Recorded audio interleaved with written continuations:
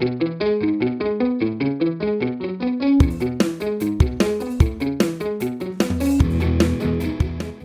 everyone, welcome to the Aussie Game Podcast where we talk all things Australian football. And as usual, there's plenty to unpack from the last 7 days. And here to help me do all of that is Mopper. How are you, mate? Sensational, Chief. How's your weekend? Football's alive and well. Yeah, mate, busy weekend. Plenty of football to take in, so it's been very enjoyable. Yeah, another massive agenda tonight. We've had the under-23s make the final for the women's Matildas teams. We've had the 20s obviously qualify for the Asia Cup, which is sensational. And I've seen your notes in there that they're in pot 2. And Chief, I can't hold back my excitement. We've got in the championship, we've got a top goal scorer hitting number 2nd in the rankings for the championship. I know it's only 2 games in, Chief, but I just want to give you a few little points, right? Superman, there's been 11 movies, Chief. 11 movies in Superman since the inception, and there's a 12th coming this year. Well, it's not the movie, everyone. It is Adrian Segecic, who scored again last night, Chief. That's 2 from 2. Adrian Superman Segecic, top of the championship goal scoring charts, only just pipped by 1 from the striker from West Brom. So what a fantastic start to his career in Pompey. He must be buzzing. And I know the team lost, Chief, but wow, something to get excited about. And I reckon the good news story of the weekend as well, with the Matildas 23s making the final and the 20s qualifying for the Asia Cup. What are your thoughts on those? Yeah, mate, I agree. Superman Segecic. It was a cracking game from him. He probably looked like Portsmouth's most dangerous player all game. They were fairly disappointing, Pompey overall. They missed a penalty through Colby Bishop, but it was everything that went through Segecic. He didn't have all that many touches during the game, but the ones that he did have, he certainly made them count. He scored an absolute belter from about 25 yards. Ended up being a consolation goal, but it really got the crowd back into it and looked like they might be storming home to pinch a point. I mean, that one, Tommy Waddingham, he came off the bench for 20 minutes and had a couple of shots blocked as well. So, yeah, our 2 Aussies shining bright, but it was certainly Segecic that was the one that stood out so much there. And the goal, he had one minutes before he actually converted that one that just went over the bar, was tipped over the bar by the keeper. But it really reminded me of some of those goals he was banging away for Sydney FC last season. He's certainly got that long range drive in his locker, and even a few crosses he put in. He was anything that Pompey did that looked good was going through Segecic last night. And yeah, what an outstanding way to launch yourself in his first endeavour into the championship and first time at Pompey, and the fans absolutely adore him. He was on the front page of the program last night, which is a nice little touch from Pompey, and yeah, the fans are loving what he's doing at the moment, even though the results, well, they did win last week, but they were expecting to get a bit more out of Norwich last night. But yeah, our boy Segecic is certainly performing very well. Yeah, 4-2-3-1, the system that they played him on the right last week. Now they've moved him into the 10 last night, scoring again. So sensational. Wherever he plays across that front line or behind, seems to be working a treat. I mean, I said to you last week that he has to be in those Socceroos squads for September. I don't think Popovic can come up with any viable excuse to leave him out now. No pressure, Pops. No pressure. No, he has to be. He has to be there. And look, someone pointed out during the week overnight that if he's not called up, that he's obviously eligible to play for Croatia as well, and you'd expect them to come knocking. So we certainly don't want to lose him, and yeah, we just need to book him in for that September window against New Zealand. And you can imagine that if he comes, say he scores again at Pompey next week, and he comes into camp, scores a goal for the Socceroos, he's going to be on such a high going back to Pompey and just going to build on that momentum. So we have to see him in those September friendlies. It's just an absolute must. Yeah, under 15s Croatia, Chief. Had nominated him back then when he was 15 years of age, but was capped by the Joey's 17s, 20s and 23s. So I think he's aligned, and I think we'll be fine. And look, I think Popovic plays those kind of 2 10s behind a striker. He's kind of the perfect, and we're going to touch on Irankunda a little bit later, but you can imagine him and Irankunda playing behind a striker, how dynamic they would be, and what power that they would have, and how dangerous they would be for those kind of shots outside the box, as well as driving at defenders and being able to create something for themselves or their teammates. And that's a very exciting combination to be looking at, particularly when we've got Riley McGree out as a long-term injury. Someone like Hrustic has just turned up at Heracles, so we definitely need someone to be stepping up in that spot. Yeah, and also too, the other boys there, don't worry too much. Hayden Matthews has been getting some game time. Thomas Wellingham has been getting some game time. These boys are all young, so plenty of future there. And Jacob Farrell, if you just a reminder, he had a serious injury last year and had to go under knee medical collateral ligament damage and surgery last year. So I listened to the coach's feedback. He did an interview about him about 3 weeks ago, and they have very high potential for a Farrell. And so don't be too concerned he's out of the squad. He will build back in, and he was in the Cup squad early in the week. So for those Central Coast Mariners fans following his journey, stay strong because the feedback out of Pompey is that he's getting full fitness and he's looking sharp and is one for the future. They spoke very highly of him in Portsmouth in the coaching ranks. Yeah, and Ogilvy that plays as a left back as well for Pompey. I don't think he's particularly strong, and perhaps it's just Farrell building up some fitness before he ends up slotting in at left back. So yeah, as you said, the boys outside of Segecic, Waddingham played 20 minutes. Matthews was an unused sub, and Jacob Farrell was out of the squad. But during the week, Matthews, Farrell, and Waddingham all started. Unfortunately, they lost 2-1 in the EFL Cup to Reading. Segecic, the man, again came off the bench and provided the assist, which ended up being a consolation goal. So, yeah, the fans are all over Segecic. Some I saw were a bit critical of the other three, but look, just give them some time and they'll be able to slot in right and show their worth as well. Yeah, absolutely. Just correct you, Chief. Superman Sigurcic. All right, Sorry, mate. Superman. Superman Siege. I'll get That's that right. right next time. Watch this space. He's on the march. All Oh, right, and the other Chief. one the other one I just mentioned, Nestor Irankunda. So he got his first league start for Watford overnight. They went down 2-1 to Norwich. He laid on a very nice assist. His pace was actually, watching the highlights, actually unbelievable. Just about how easily he could kind of drive past players, or if there was a through ball, how easily he could get onto it before the defender got across. So yeah, there's a moment there where we slid the ball across to open the scoring for Watford, and yeah, he looked very dangerous every time he was around the ball. So another impressive performance. He got minutes as well in the EFL Cup during the week, so that was again pleasing for him to see. He had a couple of almost moments in the game, but looked very dangerous. So yeah, it was great to see him get some game time overnight. He's really building into his work nicely. It looked a yard quicker, as you said, than most other players. And unfortunately for our other QPR boys, none saw game time. With Benny and Adamson were on the bench, so no time for those boys. But Irankunda building nicely into the Watford side. Obviously got there a little bit late, but is already starting, which is a fantastic sign, and really building up his fitness. Looks like they're doing 50, 60 minutes at a time in the EFL. So we look forward to more times there with Irankunda, and we look forward to seeing his hopefully breaks through for his first goal soon. Yeah, there are standouts for the championship this week, but we're going to jump back quickly to the Premier League and touch on Crystal Palace's win in the Community Shield on penalties. That's a bit weird, Moffra, isn't it? With the Aussie game, there's no Aussies at Crystal Palace, is there?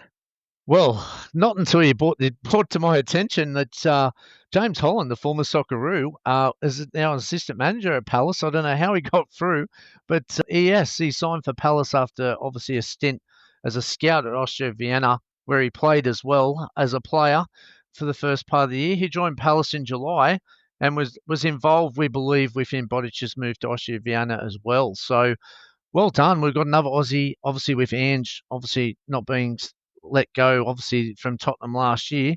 And we had obviously Mold Jednak and Nick Montgomery as well. James Holland steps up into Crystal Palace and straight away 1-for-1 trophy, Chief.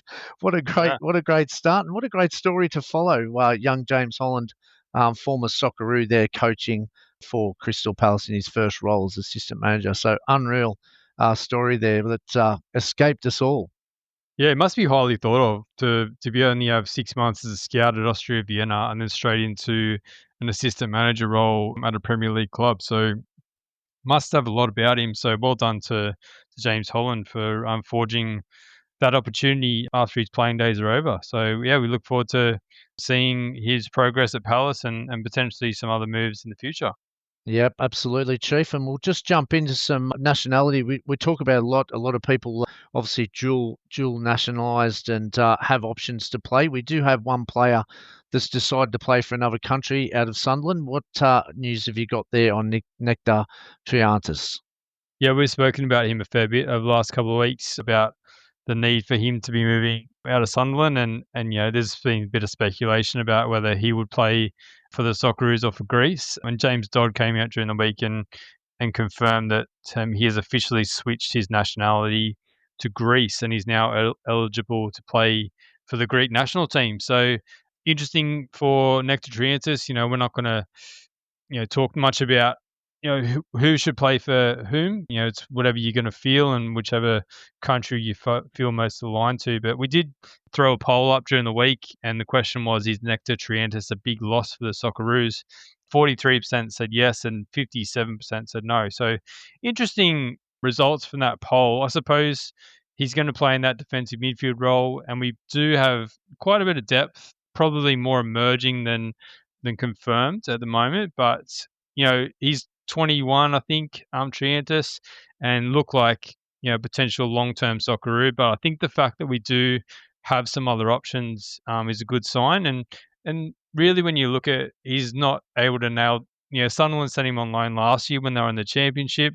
Didn't obviously have the confidence that he was up for the Championship standard, and then now they're up to the Premier League, not bringing him back in. So in their eyes, they obviously think he's got ability, but not ready to make that big step. So potentially there's other ones there in the Socceroos mix that can do the same or a better job.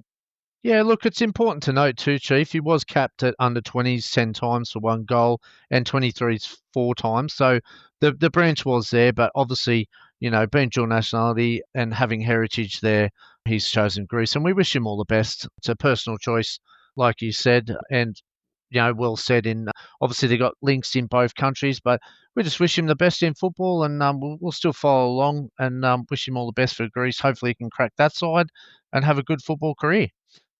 Yep. All right, let's talk a bit more English Championship because we know there's plenty of Aussies playing over there. So 90 minutes for Cameron Burgess in their 3-1 win over Crawley Town in the EFL Cup. We then played a full game in their 1-0 league win over Sheffield United. So very good to see Cam Burgess getting some game time, quite different to his experience with Ipswich Town last season. And we want him to be getting plenty of game time as we build in to that World Cup because he's going to be a crucial part of that backline. Over at Borough, Tom Glover, he was rumoured to be going to a Saudi Pro League club during the week, and then he all of a sudden popped up in their starting lineup for the EFL Cup. They did lose 4-0 to Doncaster. Sammy Silvera was unused. Riley McGree still injured. Looks like they've touched on it last week, but they're really going to slowly manage Riley McGree back. Yeah, At 100%. 26, they just don't want to see him continually getting injured. So it looks like a different approach for him. Sammy Silvera, he played 90 minutes at left wing back in Borough's 3-0 league win over Millwall.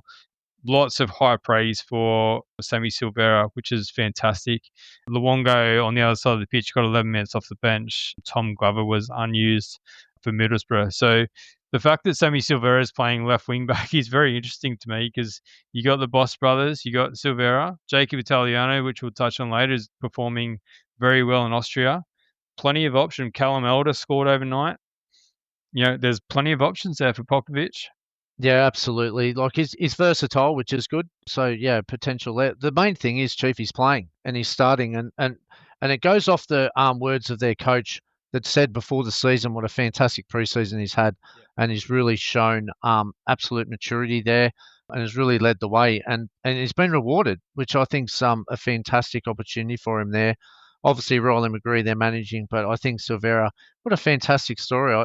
We wouldn't have probably thought that he would be starting this year, but Burrow's on fire, 2 from 2, and yeah, he's part of that, and they're in great form. So good luck to Silvera and keep it up, and yeah, we'll see. At least we've got some versatility and some options on down that left side, so it's fantastic. What a change a new manager can make as well. That Michael Carrick there last year obviously didn't see anything in Silvera, sent him out on loan to Blackpool, played limited minutes out there at Blackpool. All of a sudden, new manager, new ideas, and he's straight into the starting lineup. So and playing full games. So yeah, credit to Sammy for all the work he's done in the off season, and he's certainly reaping the rewards at the moment. We touched on Masalonga getting a couple of minutes off the bench last night. During the week, he had a man of the match performance in their 1-0 win over Newport County in the EFL Cup. So, yeah, fantastic. Again, we spoke about him in the Socceroos mix in those defensive midfield positions, bit of experience coming in there. So, potentially he's in Tony Popovic's sights as well. Over to Blackburn, Lewis Miller got 90 minutes in a player of the match performance. They unfortunately lost 2-1 to Bradford City in the EFL Cup. And then he came off the bench and got 21 minutes last night in their 2-1 league loss to Birmingham. So just probably integrating him into the squad a bit, but he's an important part of the Socceroos mix as well. Yeah, absolutely, Chief. And look, let's go over to Plymouth Argyle. Caleb Watts got the bragging rights in the Aussie Derby during the week. He also grabbed an assist in 33 minutes off the bench in the All Aussie clash with Plymouth, getting past QPR 3-2 in the EFL Cup during the week. One of my favourites, Chief, Daniel Benny. Your boy, yes, Daniel Benny. Yes, that's it, Well, Daniel. you got to figure it out. Is it Segecic? Is it Ocon? Is it Benny? Or you just can't choose? You know, I love the youth coming through, mate. I love them all. But Daniel Benny is right up there as well. Don't you worry. I love them all. So go, boys. They're all on fire. Yes, he got a nice poacher's finish there for QPR, and 90 minutes for Jalen Pearman, who hasn't seen too much time for QPR, but he got a good 90 under his belt.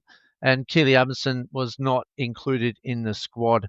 Watts then played another 57 minutes for Plymouth in their 3-2 loss in League One overnight. So some good time there for some Aussies, and obviously the boys we talked about just a minute ago on QPR didn't get much game time on the weekend, but definitely got their starts in the Cup during the week.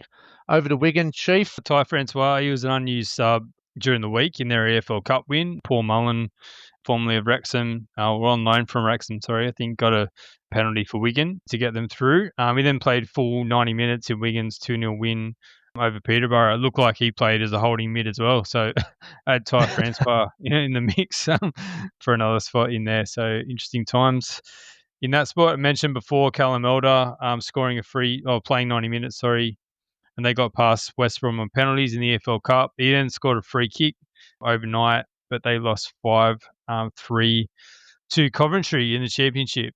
In that game, Rafael Borges Rodriguez got, I think, a minute off the bench in the league. But in the EFL Cup, he had a player of the match performance and played 75 minutes in their 1-0 win over Luton. If you see any highlights from that game, there's a great run he makes. He picks up the ball in his own half, runs about 40, 50 yards, and then plays the ball through, then gets crossed over and put in. So good to see him getting that game time. Looks like it's a balance. He's under Frank Lampard there at Coventry. It looks like a balance between that cup time and the league time for him, but certainly more minutes than he was getting last season, which is pleasing to see. Yeah, and also, Chief, we had some transfer news from Port Vale last week. Joe Gauci, who we've been talking about for a number of weeks now, Aston Villa keeper, has joined on loan. You put a poll up there, importantly, to get the viewers' interest and knowledge and thoughts on this one. If we go back to Port Vale, they got through the EFL Cup with a 1-0 win over Blackpool before Gauci joined, and then he was on the bench for the league game away to Burton. So, yeah, straight off the bat, straight onto the bench, whether that's a timing thing. Obviously, he's probably just got there, so he was put on the bench. But do you want to go through the survey results, Chief? And I'll break down his competition at Port Vale after that one. Yep, so we put up this question: is Joe Gauchi's season-long loan to Port Vale from Aston Villa a good move? So 68% came back and said yes, he gets game time. 31% came back and said no, he should go elsewhere. Now, you had some pretty strong feelings about this during the week when it was revealed, so I know you're going to touch on Port Vale, but do you want to share your thoughts on that as well?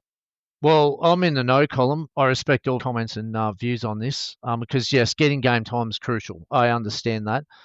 But the League One chief, I can't buy that for his quality. I think he should be looking elsewhere. Look, was it a move that had to happen? I believe so with Villa's movement in the transfer market. He had to go somewhere. I get that. But I think Joe Gauchi, if we want him, is challenging number one Socceroos jersey. I think we've got to go somewhere higher. I reckon there would have been plenty of other options out there to look at. I just think dropping down to League One is a massive miss for me. I just don't think that competition's high enough to for his standard. And purely, he's at that age now, 25 years old, he's going on to, and I just don't think it's good enough League One. What are your thoughts? Like, it's only my personal opinion, and I respect everyone's comments about game time, but League One's too low for me. I think the benchmark should be set a bit higher, but he's there now, and I just, yeah, I think he's going to get game time. We'd assume that he would, and I'll tell you who he's up against at the moment. But what are your thoughts on the matter? It's a hard one because the transfer window is closing, and then if he gets stuck at Villa, does he spend majority of the season on the bench, or look to make a move in January?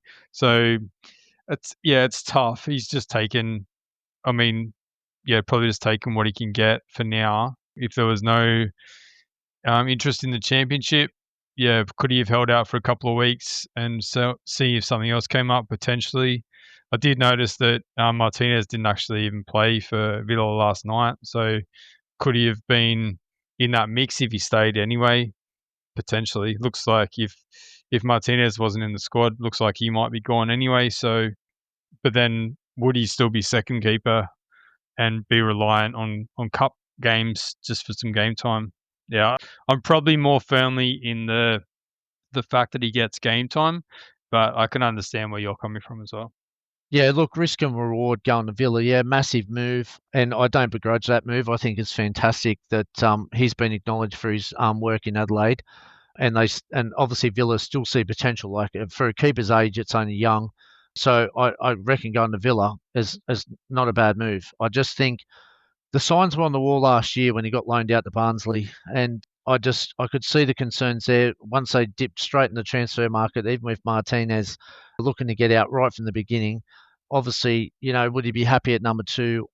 Yeah, fair enough. You could go either way on that one, but I'm just looking for higher standards, and going to a World Cup year, League One is not my picks. But anyway, he's there now, and we wish him all the best. It's not to say that we begrudge the move. It's just a good open topic talk, I believe, because we just want to see the best of the best and him challenge himself to get the best outcome. But maybe transfer market's very difficult over there, isn't it? And to try to find the right club can be sometimes quite difficult. So I'm sure there was plenty of water under the bridge on that one. Who's he up against, everyone? Well, Port Vale have a few keepers there. They've got Ben Amos. He's been in Port Vale, and he is an England junior under 16, 17, 18, 19, 20s, and 21s, capped at all levels. He was at Man U for a period of time, and he's travelled around the local championship sides. He's currently the backup keeper, or was the backup keeper. If you look at last night's lineup, though, he wasn't in the squad, so I can only assume that Ben Amos is probably on the way out in that area. Who's starting for Port Vale? We got Marco Morossi, who kept a clean sheet in his last couple. So he's the one that's starting. Morocco is a Slovakian under 21 international, not capped at senior level. He's been around the lower leagues as well: Wigan, Doncaster, Coventry, Shrewsbury. Where probably Shrewsbury is probably the most one where he spent the most time, 133 games. He only just signed this year. So again, they'll probably fight it out. You'd think Joe Gauchi would take over at some point, is what he's up against at Port Vale. You'd think he'd be number one, but you still got to get past Marco, and he's had a good start to the year. So we'll see what happens. Well, yeah, and again from a Socceroos perspective, Matty Ryan without a club Tom Glover either off to the Saudi Pro League or mainly on the bench for Borough. Paul Izzo's still injured, so he might be the only one playing at a kind of level as well. There's other options. There's some good young keepers coming through as well, but yeah, interesting times for our keepers as well. And speaking of one of our other keepers at Peterborough, Nicholas Belokovic, he was not in the squad for the EFL Cup, lost to Accrington Stanley or for their league game. So another one of our young keepers not getting any time. Gethin Jones at MK Dons, he was an unused sub in a 2-0 loss to Bristol City in the EFL Cup. He then got 76 minutes in their 5-0 league win over Cheltenham overnight. So that's all of our England wrap. Let's move over to Scotland, Mopper. There's heaps to get through over there as well. Let's start with Aberdeen. We were watching this game together last weekend. 2-0 loss to Celtic. Very much one-way traffic. Tough night for Aberdeen. Tough night for Yengi and Milanovic, mainly because they're in the attacking positions and they had very few opportunities to show what they could do. In better times, they followed up with a full game, and Yengi got a tap-in goal assisted by Nicholas Milanovic in a 3-0 cup win over Greenock Morton, who are in the championship a level below. Milanovic played 60 minutes. But exciting for them, they're actually joining in the Europa League in the qualifying stage. So they're going to take on Romanian team FCSB. So those qualifiers start on 21st of August. That'll be this week coming up. So exciting for them to be joining that European competition, and looks like just one tie they need to get through to qualify. Yep, down to the final stage. So, yeah, all the best to the boys there. Hopefully they can make the Europa League. That we've had a few Aussies knocked out in the qualifying round so far. They've been dropping like flies. So hopefully those boys have better luck against the Romanian side. What about Dundee United, Chief? They had a draw with Rapid Vienna, and it was 4-4 on aggregate. How did it finish up, mate? Yeah, one of those dropping flies, mate. They were up 2-0 at half time, looked in control. Zach Sapsford then went off and was spotted on the crutches on the bench. And then, they conceded 2 second half goals and lost 5-4 on penalties to be knocked out. So, very disappointing for them. Looks like Sapsford's injury is not too bad. Their manager came out and gave a statement before their cup game. I think that's tonight. So just more precautionary, and he was even hopeful he might be in line for the cup game, but probably going to put him on ice and save him for the league next weekend. Over at Hearts, so last weekend, going back there, they beat Sapsford's Dundee United 3-2. Another good performance from Cammy Devlin.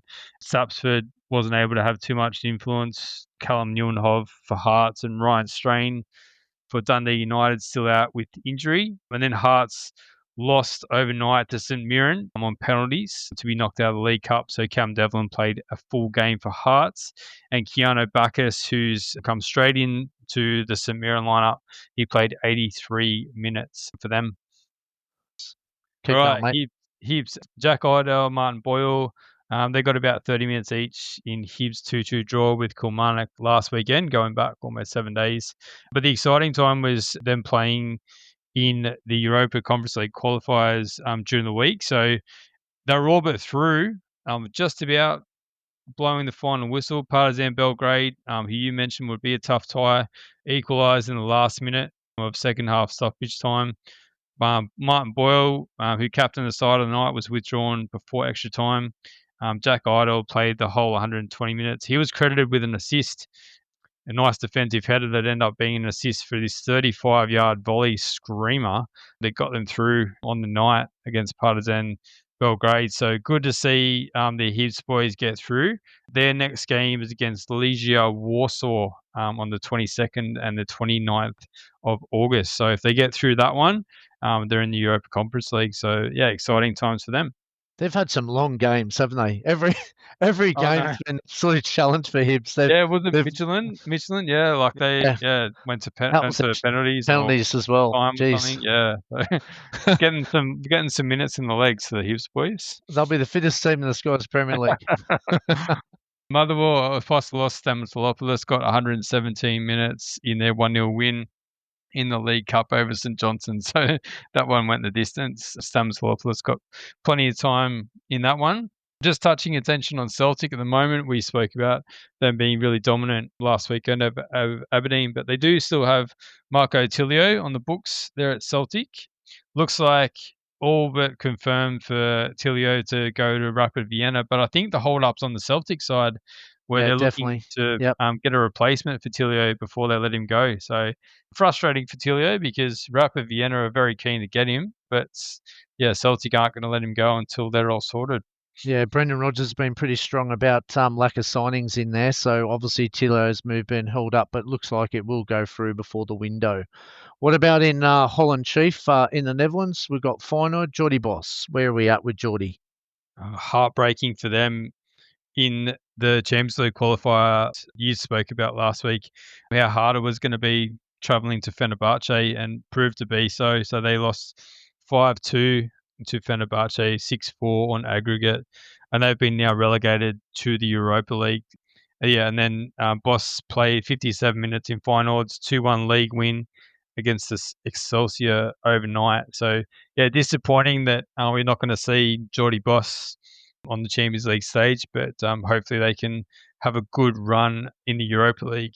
And we did speak last week about the Aussies playing in the Champions League, and when we did look at the list, there's not too many in recent years. Plenty of our players around that golden generation that are racking up the most Champions League games played for Australians. Yeah, so let's go through the list quickly. We've got Harry Kewell leads with 29 games in the Champions League. Jason Colino at 20. Scott Chipperfield, 19. Mark Viduka, 17.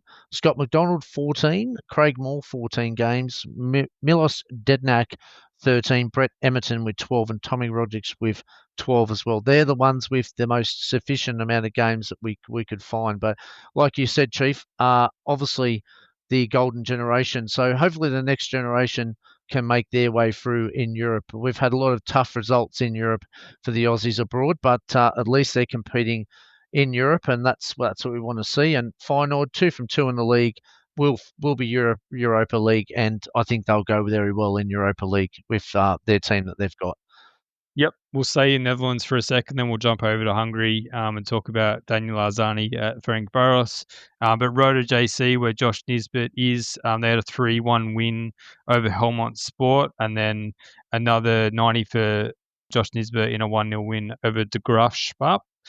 And then Cam Pipion at ADO Den Haag got 20 minutes off the bench in their big 5-1 win over Willem II. So the boys out in the Netherlands getting some game time, which is good to see. Yeah, Daniel Arzani over at Hungary, so he's not getting a lot of game time. He wasn't in the squad that where Ferencváros got through their qualifier, and he got 12 minutes off the bench in their league win overnight. So yeah, certainly not prospering there for Daniel Arzani just at the moment. I had a good conversation with someone during the week just to talk about all the attacking options, and it's probably going to be a case of if Arzani's not looking for game time, there's plenty of others that are going to be playing consistently and performing well, scoring goals, and are going to be above him in those Socceroos selections.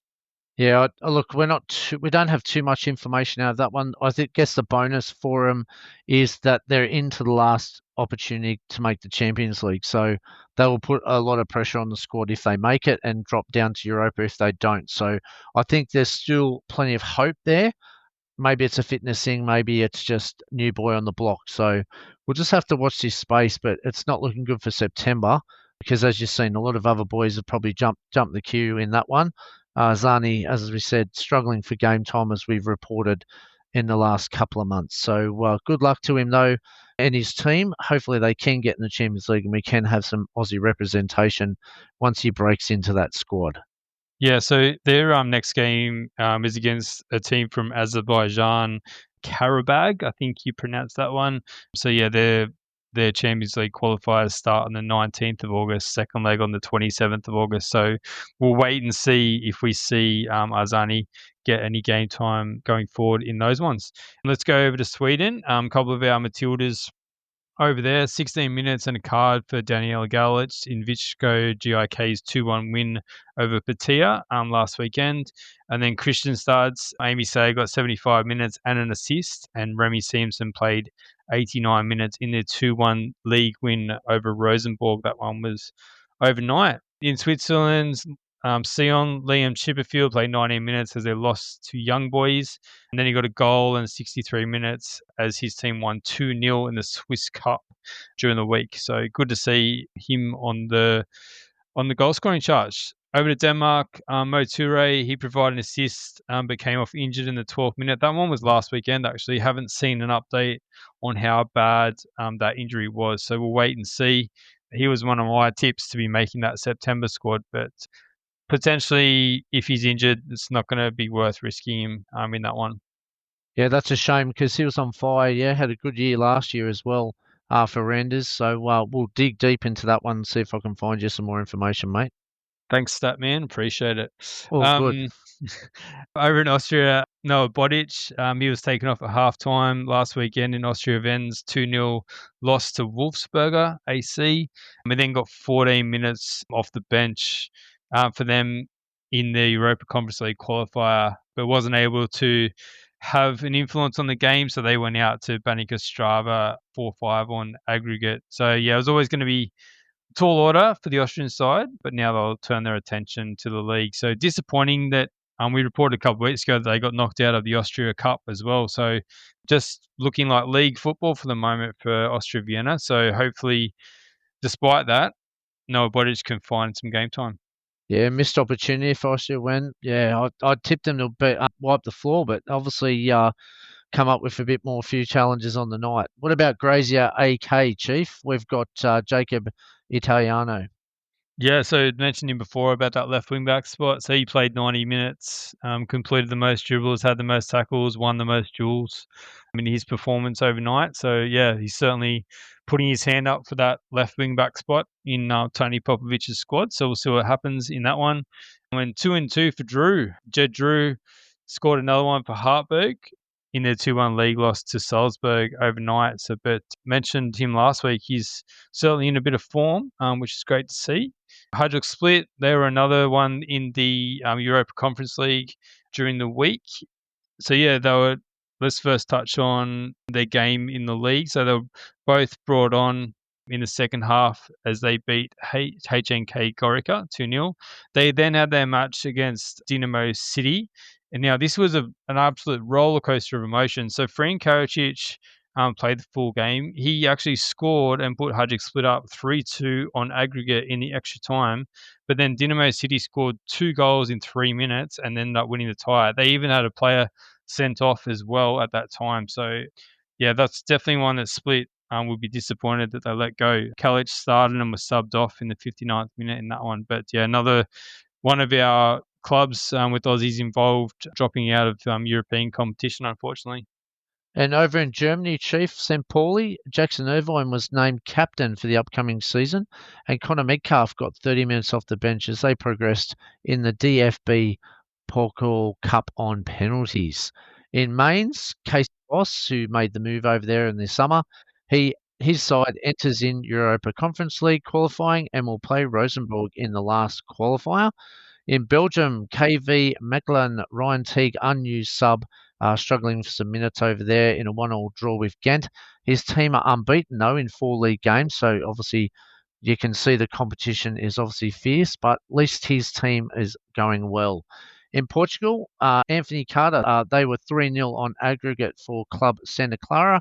In Portugal, they beat Lorne 3-0, smashed them. And then Anthony Carter was an unused sub, but his Santa Clara team still progressed in the second leg despite playing out a 0-0 draw with Lyon. So 3-0 aggregate winners. They're next in action, Santa Clara, this weekend against Moreirense, which is on Monday morning in the Portuguese League.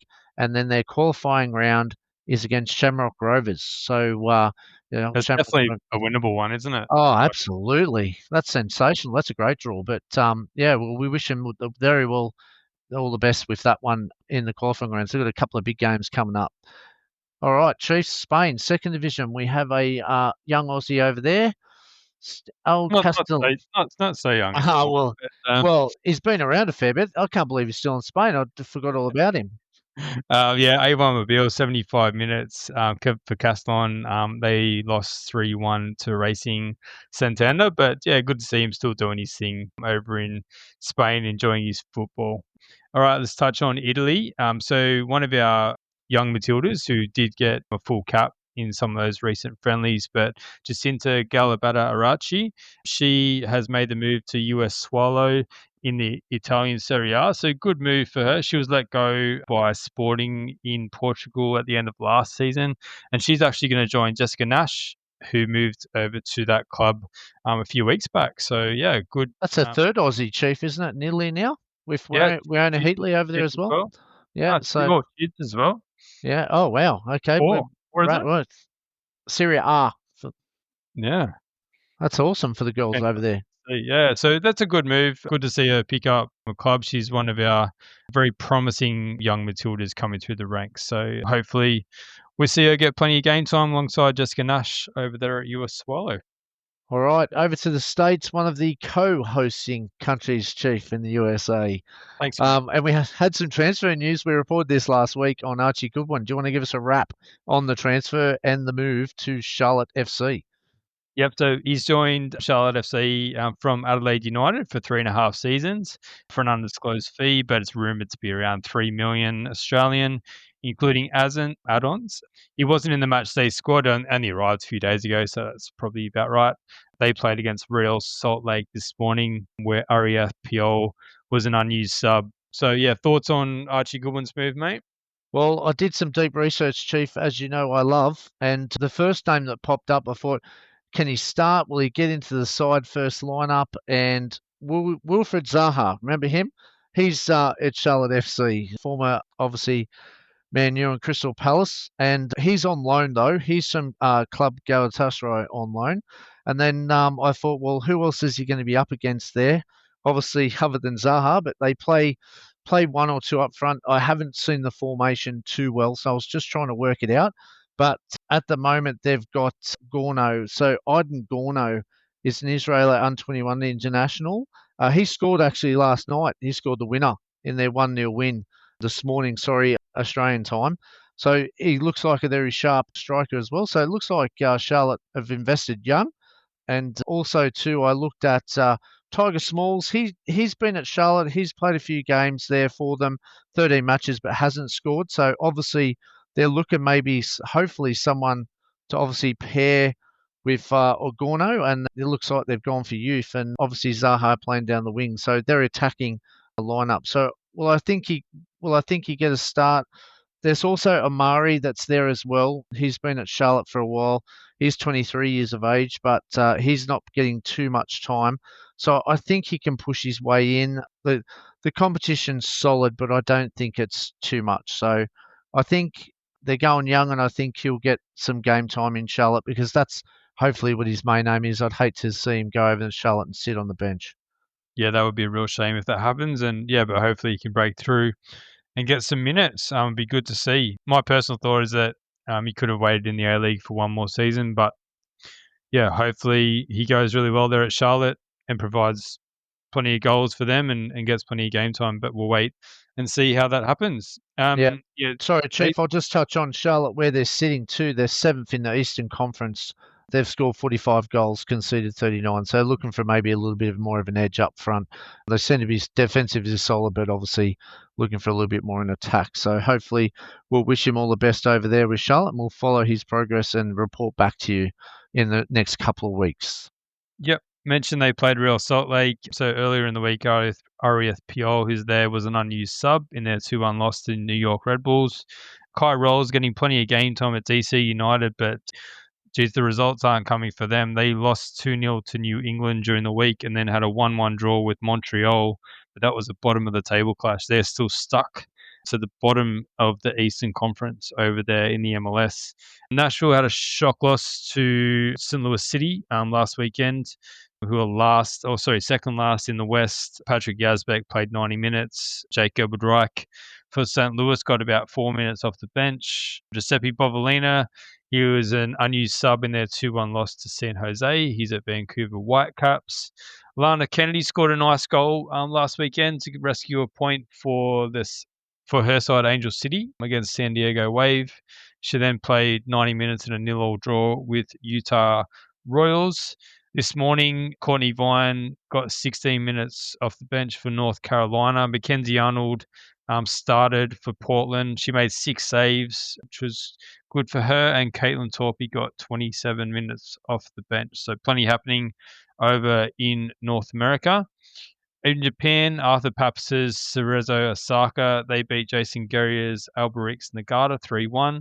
Guerrier not in the matchday squad, and Alberix Nagata actually running last in the J League, 5 points from safety, so not good times for them. Mitch Duke was an unused sub in their 3-0 win over Arthur Papas's Cerezo Osaka. So, yeah, we talk about strikers not getting game time, but Mitch Duke, very limited time over there, and they had their draw for the Asian Champions League during the week as well. Yokohama F. Marinos, they had actually had a big win over Shimizu S. Pulse. Tommy Dang not in the squad, but I think he's actually carrying an injury, so we'll wait and see what's happening with him. And also injured is John Iredale. He played only 9 minutes the other night, and he wasn't involved in their next match. So looks like he might be carrying an injury as well. All right, that's a big wrap on Aussies abroad, Chief. Look, mixed results for the Aussies, but there's been some highlights as well. So lots happening overseas, Aussies abroad. So thanks for that wrap. There was a heap of quality there that we've seen, and I think we've got some, as we said, some exciting European qualifiers up for a few of the lads this week, and we wish them all the best. Yeah, it's probably a couple of weeks until those international breaks, so we'll see how everyone goes in terms of games, times, and performances. We'll keep an eye on that before everyone breaks for a couple of weeks for those internationals. But we are going to talk some international teams in the next part. So yeah, we're just going to have a quick break, and we'll be back in a second. Cheers.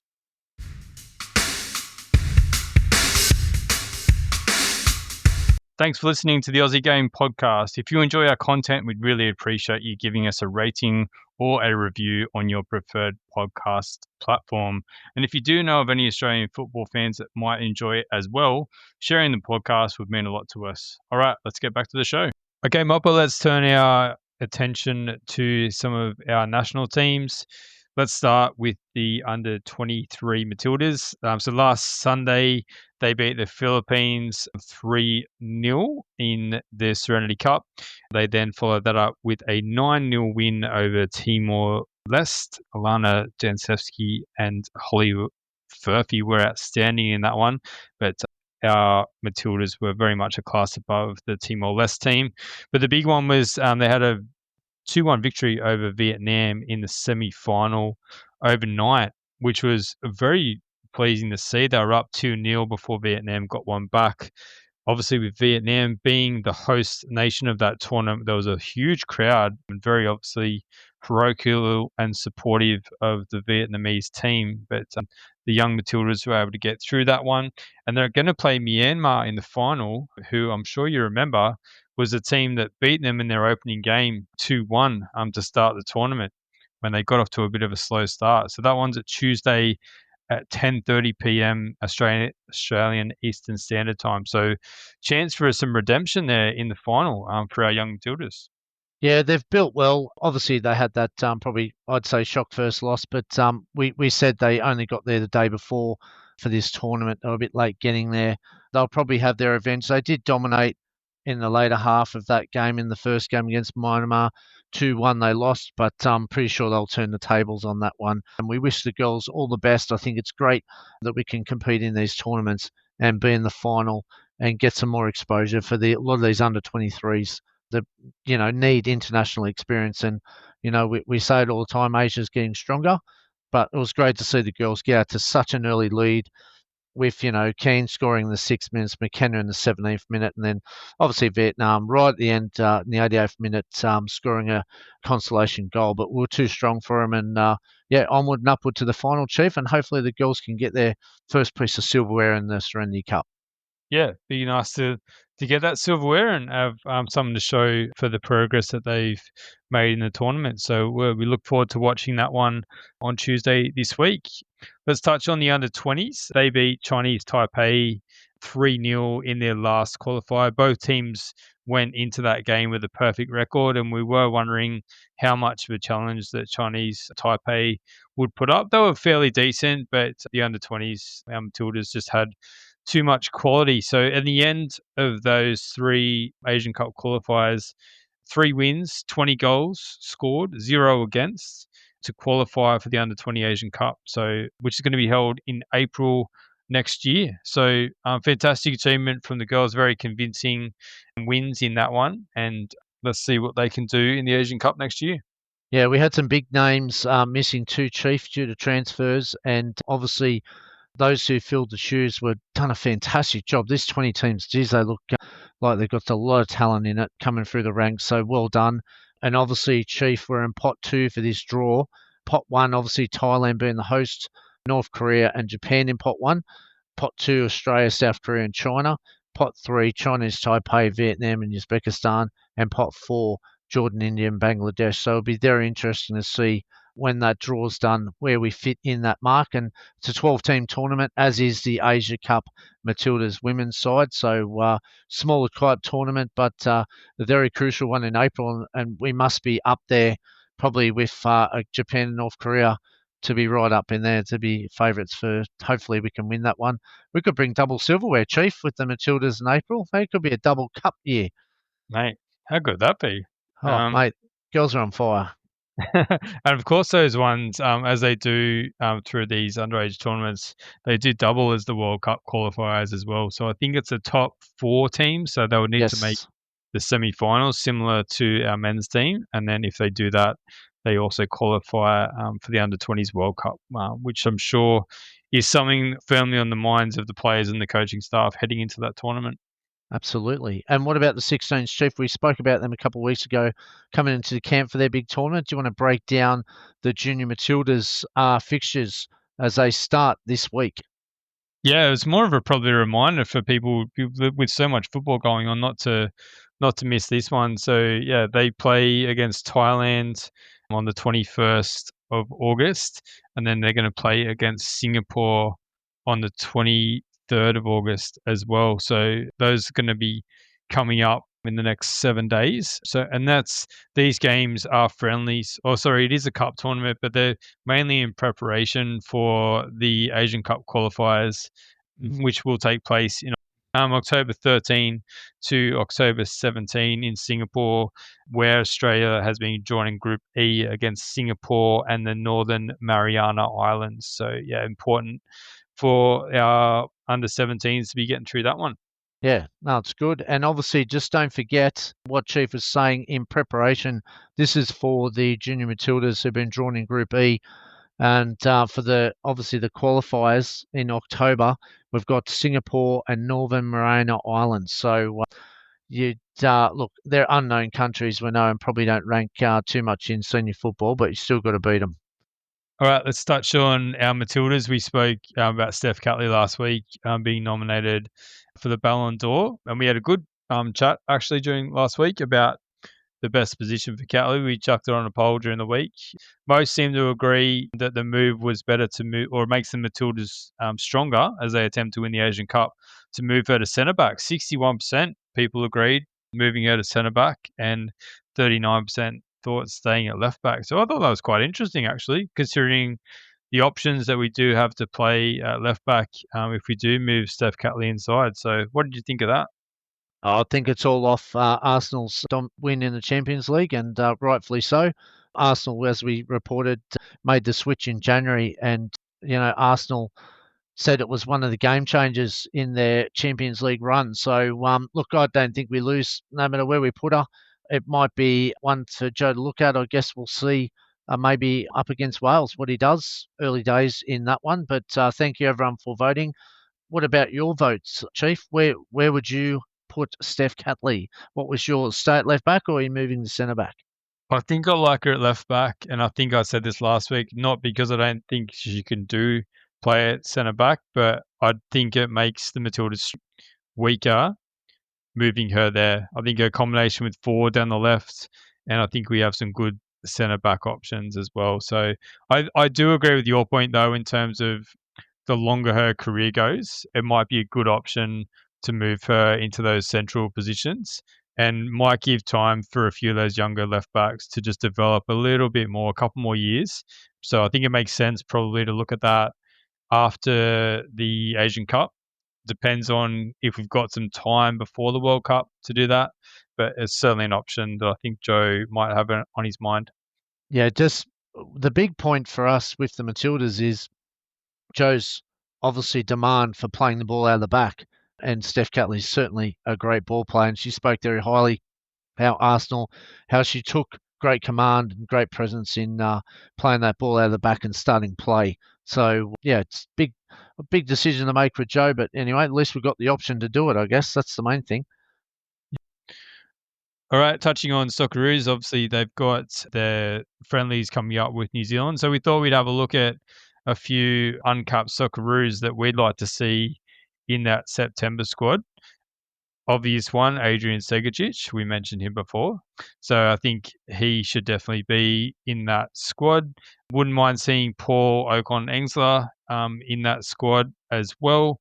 He's been performing really well for Sydney FC. Noah Bodic, I think would be good to see him in the squad. We spoke about some of those mainstays for the Socceroos in the past. Not really getting a lot of game time, and I know Bodic isn't getting a heap, but I think that would do his confidence a lot of good.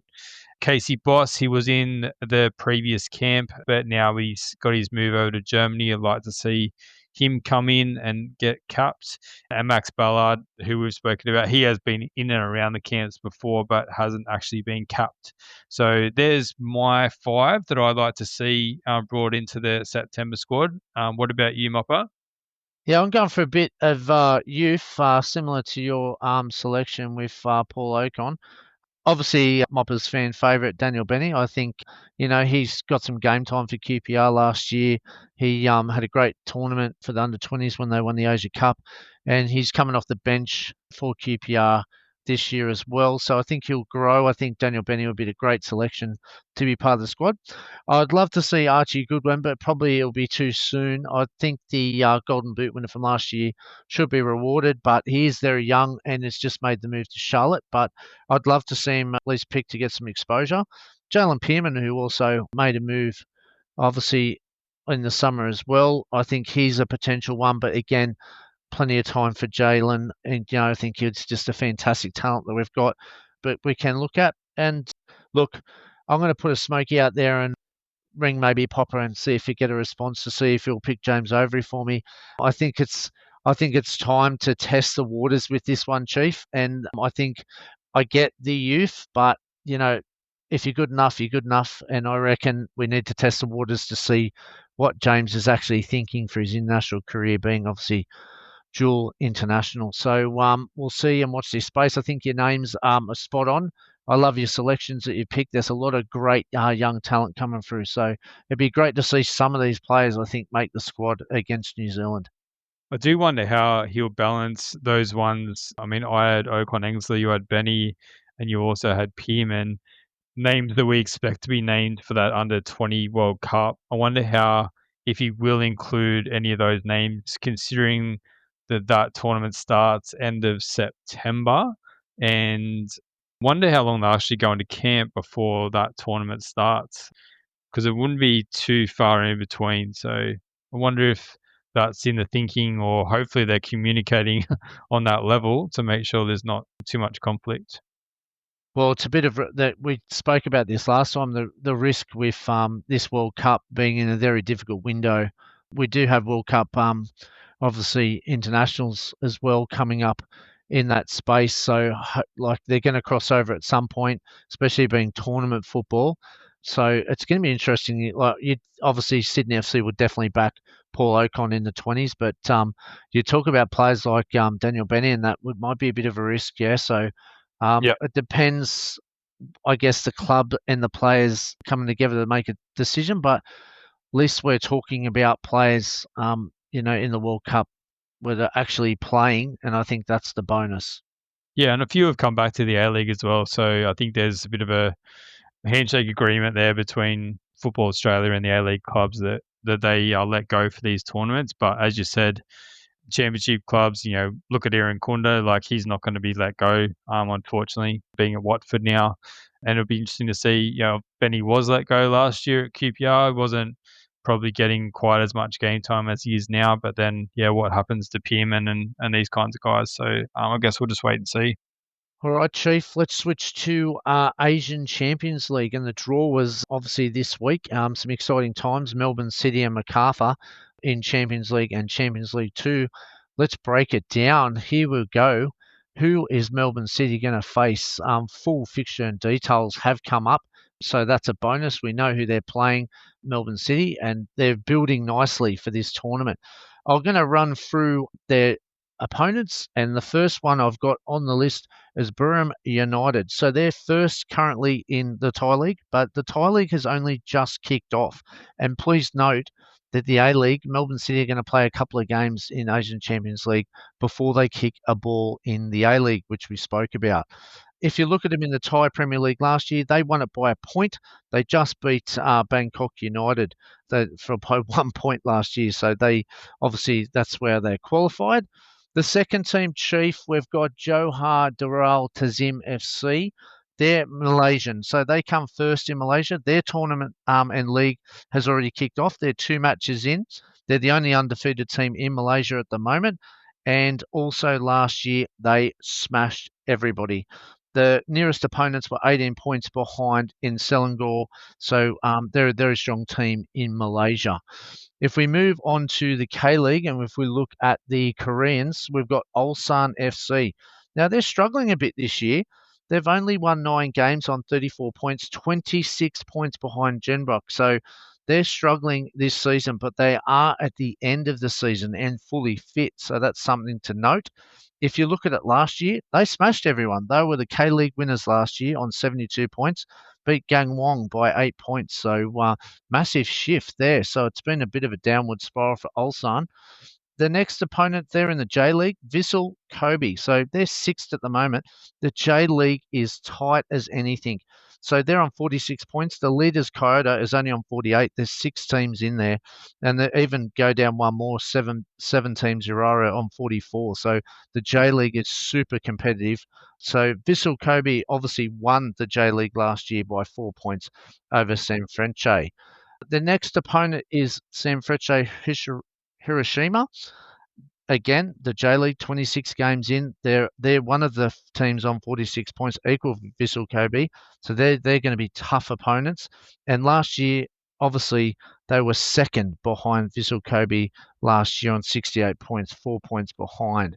Their next opponents we look at is back to Korea, Gangwon. So they're 8th. So again, a downward spiral compared to their form last year. So they're on 32 points. Again, another one, 28 points off the K-League leaders, Jeonbuk.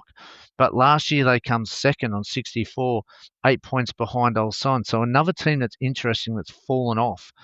Staying in Korea, the next opponent's FC Seoul. They're currently 5th on 37 points, 23 points behind Jeonbuk. And yes, Jeonbuk is miles in front in Korea at the moment. FC Seoul last year finished 4th in the K-League. And lucky last, we have Machida Zelvar. They are J-League opponents, Japanese. They are currently 4th, another team on 46 points. And last year, they come 3rd. So what do you think of Melbourne City's opponents, Chief? And can they qualify and get through? I'll answer your second question first. Yes, they can get through. So I think like drawing the 3 Japanese teams and the 3 Korean teams is pretty tough. But I think you need to finish in the top 8 out of 12 teams total to get through. So yeah, it's certainly doable. We've been impressed with the squad that Melbourne City's been putting together.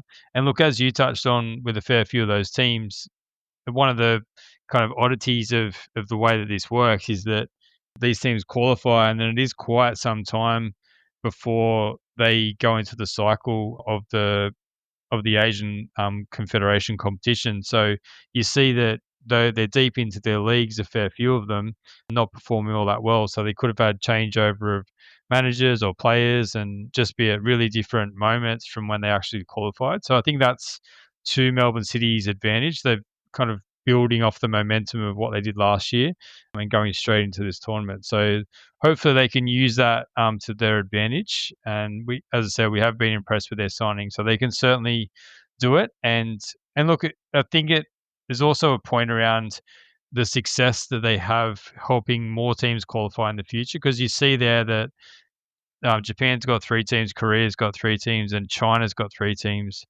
as well. And then, to make up the rest of it, it's Australia, Malaysia, and Thailand with 1 each. So if we can start to be more competitive in these tournaments, we might get more than one team actually able to qualify in the future, which would be fantastic. And Melbourne City Chief, 16th of September is their first game against Sanfrecce, so really tough start. And then the second game's away to Vissel Kobe on the 1st of October. They're the 2 games they have to play before the A-League kicks off. So tough opening 2 games against J-League opposition. So they're going to be right up there. They're really going to have to prepare hard for that one, especially with out of the Australia Cup too. So they've got probably a lack of competitive football at the moment.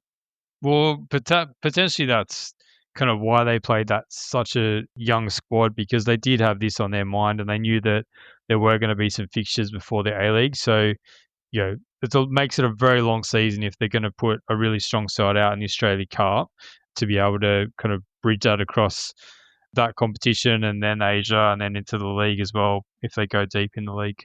Yeah, and just note, everyone, that the A-League kicks off on the 17th of October. And yes, Melbourne City suffered the cup set against Apia Leichhardt.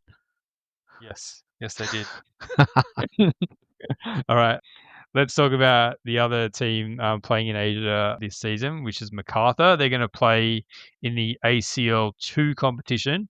So they've been drawn in a group of 4. They've got Beijing Guan, they've got Tai Po FC, who is from Hong Kong, Beijing Guan from China, and they've got Kong and Ha Noi FC, who are from Vietnam. So Beijing Guan currently 4th in China, Tai Po C 1st in Hong Kong, and Kong and Ha Noi FC. They were 3rd last season in Vietnam, and their current season has just started, so not much that we can take from that. But I think, again, looking at these opponents, we should be pretty confident, or MacArthur should, to get through this tournament. I've tipped them as my Australia Cup winners to get all the way through in that competition, because I think that for one, they're on the softer side of the draw in the Australia Cup, but also been quite impressed with the squad that they've put together. So I think they'll be absolutely fine to get through the group stage, and then we'll see what happens from there.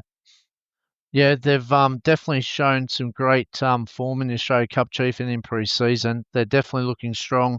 Look like a very tight unit there, and I think we wish them all the best in Asian Champions League 2. And I think definitely those fixtures definitely winnable. I reckon that, like, with the Australia Cup's going to aid that, being fit and ready to go for these games. So we wish MacArthur all the best, and for everyone around Campbelltown and MacArthur fans, make sure you get out and about to watch those games when they kick off. So we're up to the quarterfinal stage of the Australia Cup, which we will touch on soon. But if they are to progress through the semi-finals, that looks like being played on the 13th of September. They then have to travel to Hong Kong to play on the 18th of September. And then it looks like probably the Australia Cup final would be on the 27th of September or the 4th of October, potentially. So that's going to be either side of one of these ACL2 games as well. So the plenty of fixture congestion if they do make that run all the way to the Australia Cup final. Plenty of games as they lead into the A-League season. Yep, absolutely. Good luck to both teams in their fixtures this year and obviously into next year. Hopefully we can get through and have some success. We do need some much needed success to see us be competitive once again to get some more spots, as you rightly pointed out, Chief. Okay, mate, that's a bit of a wrap of our national teams and what's happening in Asia. We're going to take a quick break and we'll be back to talk about everything happening on the home front.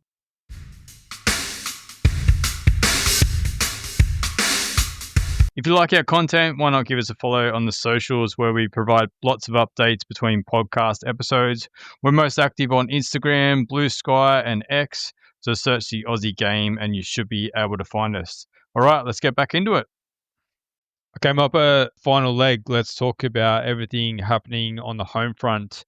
Western United, who we touched on last week, who were set to appeal their decision to withdraw their A-League license.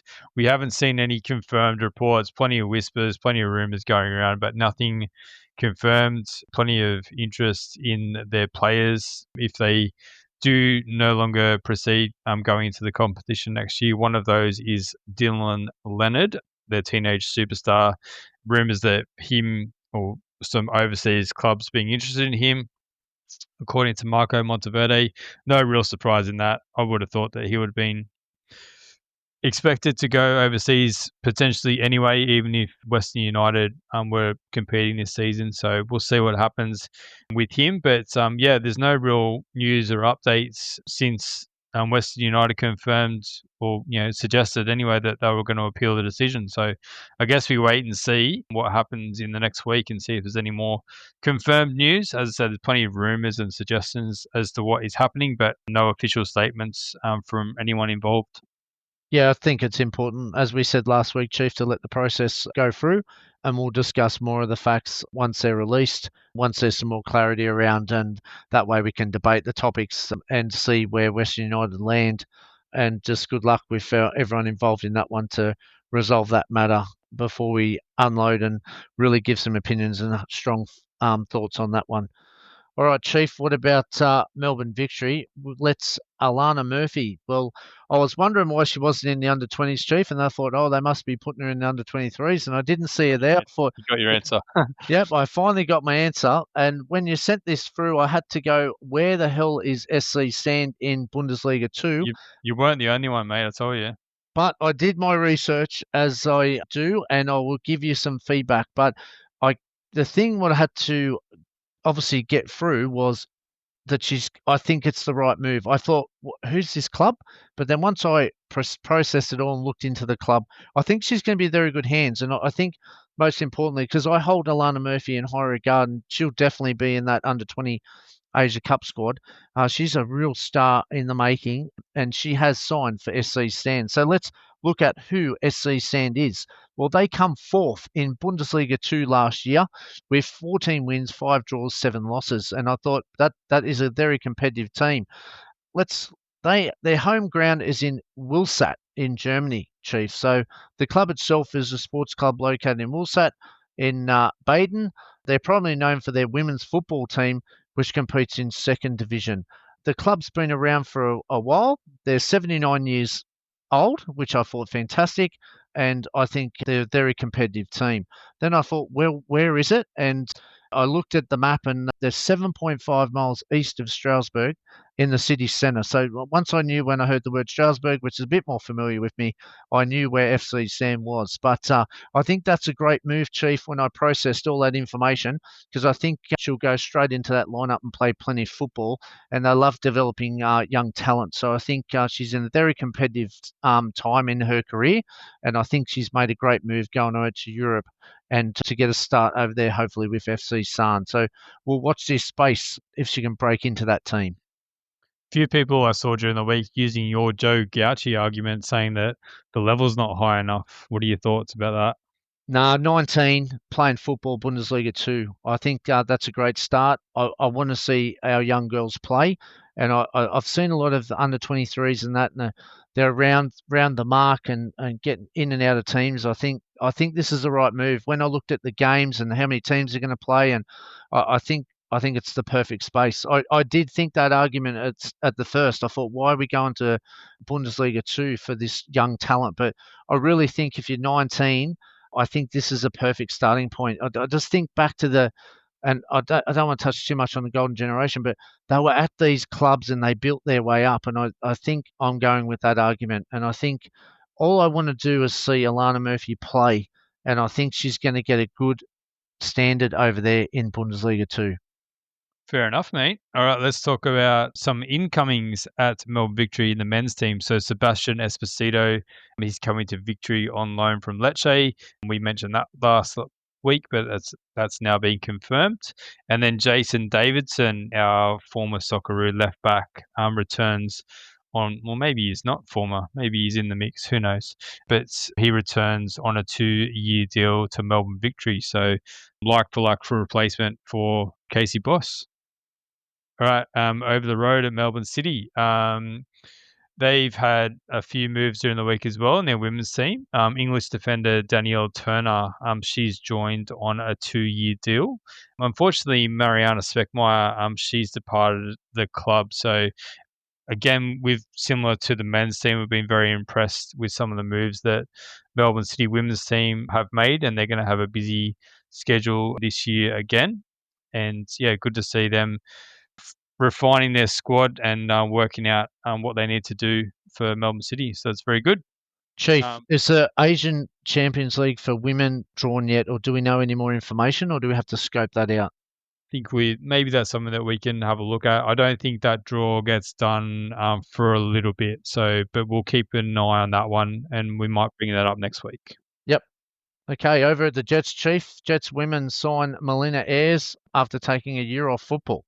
Yeah, good news story for Melina Ayres coming back to the Jets. Good sign that she's playing football again, and we look forward to seeing her progress throughout the season.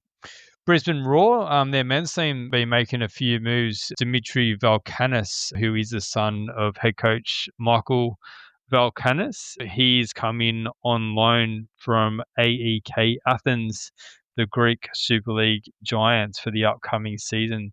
So there was plenty of interest apparently in Valkanis, but he's decided to join Brisbane, where his dad is. So yeah, interesting signing. Yeah, look, he's played 39 times for the under 19 level. He's had a good tutorial over there in AEK Athens and very highly rated potential central defender. So we're very well stocked in this market at this age group. He did play some international friendlies for the 20s, but wasn't in the Asia Cup squad. So he's been at AEK Athens since 2022-23 season with the 17s, 19s, moved up to the Bs, had a little bit of exposure to the senior side, but is now looking for first team football in the senior side, hence why he's looking for a move to Brisbane Roar. And I thought Newcastle was the moving club, Chief, but geez, Brisbane are really moving fast this year, and I really like it because they've had some really couple of poor seasons. So it's great to see for the Brisbane Roar fans the excitement building again over a potential good squad. So I think Newcastle and Brisbane are my moving teams this year. Yeah, I mean it's almost like the only way is up for them. But they have brought plenty of numbers in, and we'll see with their new coach Valkanis how he can make them gel. So another one coming in for them is Georgios Varakis. He's also come from the Greek Super League as well. So he's another midfielder that's come in for them. So we'll see how he gels into the squad. One going the other way, but not straight away. He'll be going in January, and this one's been rumoured for some time. But Lucas Harrington is going to the Colorado Rapids for an undisclosed club record fee. He's leaving in January. So yeah, he was on a scholarship deal with the Brisbane Roar, but yeah, he's made that move over to the Colorado Rapids. So it'll be very interesting to see how he gets along there. Another one we expect to be in that under 20 World Cup squad, and then he's going to make the move over in January. Yeah, he played 17 games for Brisbane last year, so looks like a bit of a talent. So we'll watch this space again. America, Chief, a lot of players moving over to the US. We've had a lot of players in the Champions League and Scotland Premier League, but it looks like the destination too is America. Yeah, plenty of young players making that move over there. So, yeah, they obviously see an opportunity, whether that's a springboard to Europe or whether they're pretty happy to play their football in America. We'll just have to wait and see. All right, And then next. also Brisbane Young Matildas defender Ava Piazza. She's signed after she had an overseas stint. So, yeah, bolstering their women's team as well. And what about this news, Mupper? This is exciting. The Mariners, they made a signing. Yes, we've Signed been someone. worried. We've been worried about him for a couple of months, Chief, and obviously They've got some challenges up there, but Wiggles is back, Chief. Redmayne returns to the club after 15 years away, and I think it's probably the right move because obviously they need some stability up there, and I think his seniority will help the youth that's obviously coming through there. But good luck to Wiggles, who helped us. Obviously, they have a beautiful penalty save to make us through for the World Cup. Sensational to see him back at the coast. Yeah, Dylan Perech-Cullen up there as a young keeper. So whether Redmayne starts or Perech-Cullen starts, I guess we'll see. But good to have that experience back in that squad for the Mariners, which is certainly something that they're lacking coming into this season. So hopefully that's the first of many signings coming in to the Mariners. So Sydney FC, they look set to bring in Congo international Marcel Tisserand. This one's just being rumoured at the moment, but we'll see if this comes about. So yeah, he's had a few. He's come in as a free agent. I'm sorry, after spending 3 years in the Saudi Arabia with some various clubs. So we'll see what he brings. They've got some options there in the back line, Sydney FC, but I think bringing in a bit of experience can only help as well.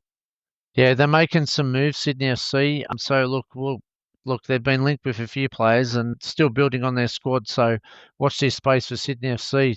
The women's have signed a very exciting American attacker. Jodie Ukulu signs Chief. 22-year-old shot stopper also. Tiara Robertson joins the Sky Blues after 2 seasons with the Jets. They are building a very impressive squad there in the women's Sydney FC side. Jodie has got a very good reputation and they just go strength to strength. They're going to have an awesome attack, Sydney FC, so plenty of goals out of that one. Yeah, well, exciting to maybe see her with a combination with Sky Homeric, which would be cool. Yeah. Western Sydney Wanderers, Ruan Tonic signed with them on a 1-year deal, so he'll bring in some experience into their squad. Over at Perth Glory, their women's side made some signings, also some re-signings. So Naomi Chinema and Onyenchi Zog have re-signed after impressing in their first season at the club, as well as Glory Members Player of the Year Georgia Cassidy and stalwart defender Grace Johnson have both penned fresh deals with the club as well, which is good for them. Wellington Phoenix, this is a good one that they picked up. There seems a bit of a crossover between Perth and Wellington in the men's side for players going either side of one side of Australia all the way over to New Zealand and then back the other way as well. But Nikola Miliusnic, he's come in for the upcoming season. Lots of speed, good type of counter-attacking football, and I think that might suit the way that Giancarlo Italiano is going to play with Wellington this season. So, yeah, good pickup for the Knicks. And over at Macarthur Chief, got Matt German, 35, extends for another season. And reports from Marco Montevard that the Bulls are signing 37-year-old Frenchman Damien De Silva, who was previously at Melbourne Victory. What are your thoughts on that one? Yeah, good experience to bring in. Obviously getting to the latter stages of his career, but they've got some young defenders in there. But I think look at German at 35, and if De Silva comes about at 37, that's plenty of experience to put around. And they've got Asia to think about as well, so they probably need a bit of depth in their squad. But he was pretty good at Melbourne Victory the last time he was out here, and then he went back and played, I think, in League One in France. So yeah, he's still got it at that level before coming back to the A League. So yeah, interesting pickup for the Bulls. So yeah, we'll see what happens. Be an important signing too, obviously with Asia coming up, getting stronger, so they've got some depth. Yeah, definitely, mate. Also reported this week was that the APL has recorded a profit. They've had some shocking years in the last couple in terms of financials, and yeah, it was nice to see them, although it's a small profit, for them to be heading in the right direction, and hopefully this is a good sign going forward that they can build on this small profit and start to make some better profits going forward and actually make the clubs and the APL and the A Leagues more sustainable. Yeah, it's been a challenge for the APL the last few years, Chief, as we repeatedly say, and they've got some challenges. So they've been doing a lot of cost measuring exercises over the last couple of years to make this happen. And there is trying to get some strict controls, which has obviously constricted a few things, but obviously the desperate need to do so to stop the leaks of the financial losses from the clubs. If it's a good start, stepping stone, making a profit, and obviously they've got a long way to go, but hopefully this is just a start of obviously building the A-League up to a better, stronger competition. Yep, we certainly hope that is the case. All right, let's touch on the Australia Cup. So the round of 16 is complete, and we're heading into the quarterfinal stage. All the quarterfinals are going to be exclusive to Paramount Plus. I think, in my mind, this is a bit of a misstep by the Australia Cup footballers and Football Australia to not have any matches played on free-to-air TV. I know that they need to get their subscription numbers up, but I think you need to find the balance, to completely put all these games behind a paywall. I don't think that's the right decision. Yeah, especially for other states that are away from home, especially. Yeah, not everyone has Paramount, so you're probably right in what you're saying in regards to a misstep, especially when you're trying to promote a competition. But let's stick to the positives. Let's go to the blockbuster draw, Chief. And we've got some absolute crackers, and there's going to be a state league team in the semi-finals as well, which will be fantastic. Let's run through the draw. We've got Heidelberg at home to Wellington. Heidelberg beat the Wanderers 3-0. They just totally outplayed the Wanderers. They were a lot more smart and more effective on a very difficult pitch. It was really wet and really heavy pitch, and they just played smart, Heidelberg. I really liked them, and Wanderers were rattled. They just couldn't. They were trying to get the first gear to fifth without any control, and they started getting desperate and just made too many mistakes at the back. But obviously, Chief, I want to congratulate you on your tipping this result. Obviously, Mopper went the Wanderers, but Chief tipped the Heidelberg Cup set. He got 1-0 to Chief, and he was up in that first game. But very wet conditions, as we said. But they deserved to win, Heidelberg, Chief. 31% possession, but I think they controlled it quite well, and they were pretty smart with the ball use, rather than the Wanderers was a bit helter-skelter with a bit of lack of control of the football. Yep, I thought they were good as well, and the Wanderers just didn't handle the conditions as well as Heidelberg did. So yeah, well done to them, and they're pretty close actually to qualifying for the Australian Championship. So I think maybe next weekend they can secure that one. So yeah, it's going well on multiple fronts, Heidelberg. So in the other matchup for this bracket was Nunawading defeated by Wellington 1-0. This was my cup set. Nunawading, they took it Wellington all the way to 90 plus 4 minutes. Absolutely courageous effort, but the Knicks got through in the end. So you tipped Wellington there. So we're 1-1 in the tips at this point. Let's look ahead to Heidelberg versus Wellington. What do you think, mate? Who's going to get through in that one? Oh, mate. It's going to penalties, and I'm tipping the Knicks to win on penalties. We recorded last week's podcast when it was 0-0 in the 93rd minute, and I said this was going in extra time, and then as soon as we stopped, bang, goal, and the game was over. So no, I'm picking the Knicks to win in penalties, but well done to Heidelberg. They've been an absolute stalwart in this competition, and they will give Knicks the run for their money. But I think Wellington's ball movement will just be a little bit too good for them. I thought the Wanderers just couldn't control the game, and they're just all over the place. So well done to Heidelberg, and it'll be a cracking game though. So get down to Heidelberg for that one. I'm tipping Heidelberg. My only hesitation is the fact that they haven't quite clinched that Australian Championship, and I wonder if they're going to potentially balance their squad a little bit to make sure that they clinch that Australian Championship spot. But Well, it's tough because Avondale's, they're both in the quarterfinals. They're both fighting it out for the state league. So yeah. well done to both clubs. They have to balance it out because obviously the Australia Cup's this week. Yep.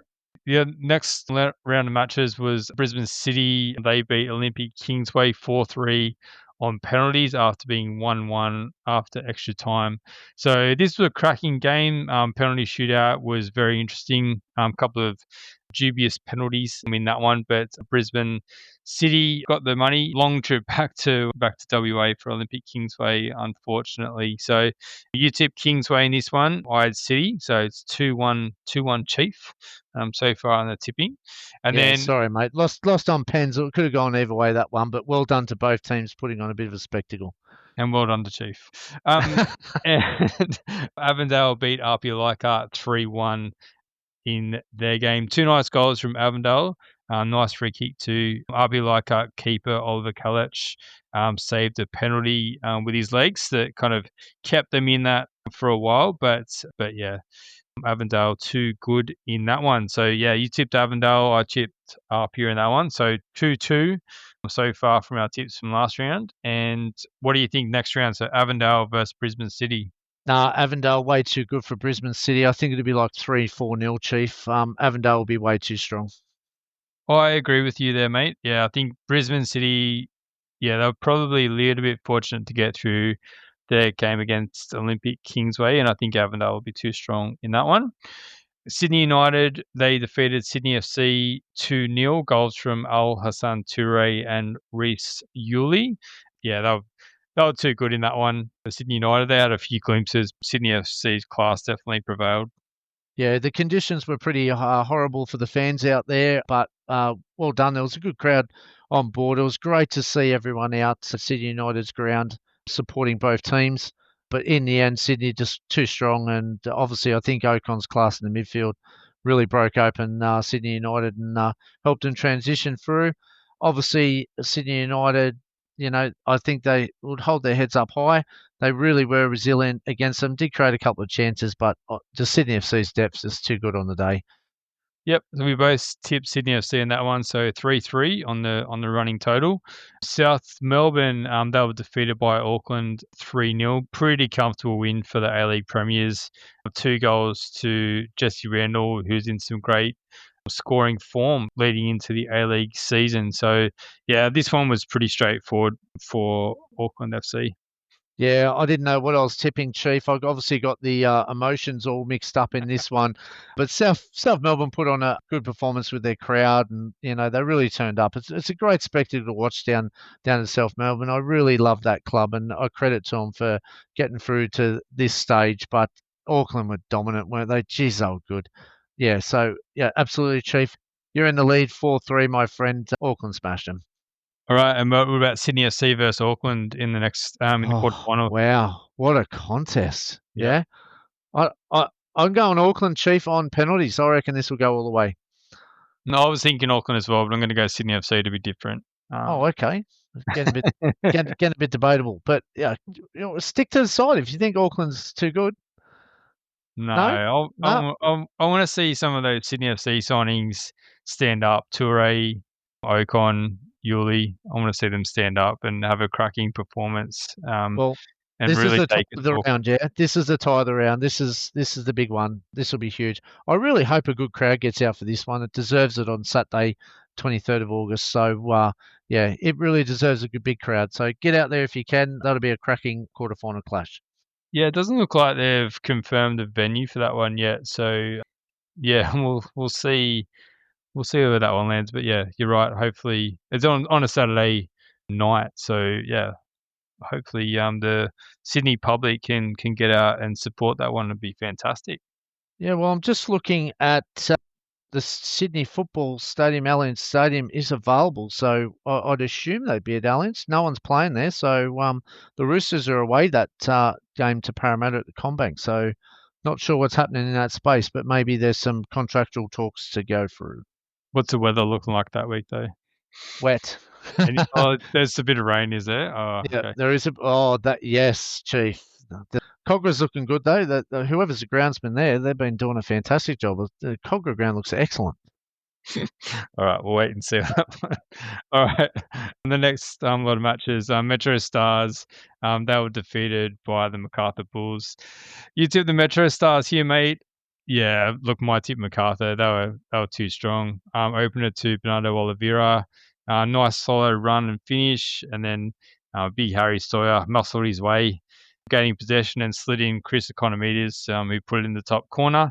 Metro Stars did start this game well, though. They look pretty dangerous, but as with some of these games that happen, the A-League class just kind of overran them in the end. Yeah, they were looking good, MacArthur. They were really solid team. But well done to Metro Stars. They put on a good performance. Just struggled out wide to defend MacArthur's transition. especially at left back there. So, look, well done to MacArthur. They are looking very efficient. You're right on the money with your tips, Chief, with MacArthur. They are cruising through the round. And obviously, the sentimental Metro Stars unfortunately couldn't get the job done for their home fans. All right, so that's 5-3 to Chief in the tipping. All right, last game, Cooks Hill United, they were defeated by Newcastle Jets. Now, you actually tipped the Jets and also tipped the scoreline in this one, which ended up being 5-0 to the Jets. So Five bonus points for this one, Chief, so it gets me back in front. I gave you 1 bonus point for it. But, yeah. 5-0, yes, I tipped and it come true.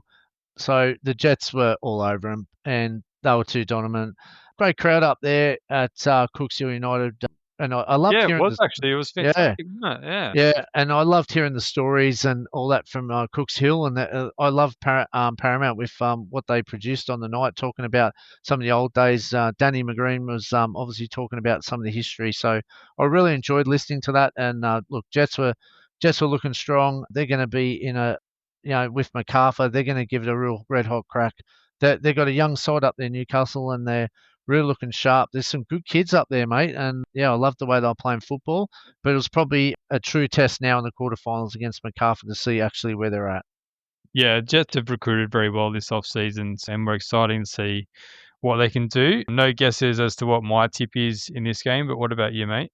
No, I'm going for Newcastle, mate. I just like this youth. I'm tipping against MacArthur again, I know, but this one probably going extra time, and I'm tipping Newcastle to the younger brigades, one of them to step up and score a goal and knock your cup prediction out. Right, yeah, the Australia Cup action starts in a couple of nights' time and, runs through until the 24th of August. So, yeah, we'll know our semi-finalists in the Australia Cup by then. But, yeah, there's plenty of action coming up in this week with our under-23s playing in that Serenity Cup final. Of course, our under-17, under-16, 17 Matildas playing in there friendlies as well. So yeah, it's plenty of football happening all throughout the week. Yeah, it's a great week. Good luck to all the Australia Cup teams in the quarterfinals, and good luck to Matildas on Tuesday night, 11 o'clock. If you can watch that, that'd be unreal. Hopefully they can win the Serenity Cup. I hear your thoughts on that one. And good luck to all Australians abroad. And we thank you for all the community that have been listening in and obviously providing survey feedback as well as the comments on the show. So thank you very much. We appreciate your support. And so big week ahead, Chief. Look after yourself, and thank you everyone for another great podcast. Yeah, thanks everyone. We're expecting a Socceroos squad to be announced next week as well. So exciting times ahead. Plenty of football happening. Yeah, we'll be here same time next week. In the meantime, enjoy your football. All the best.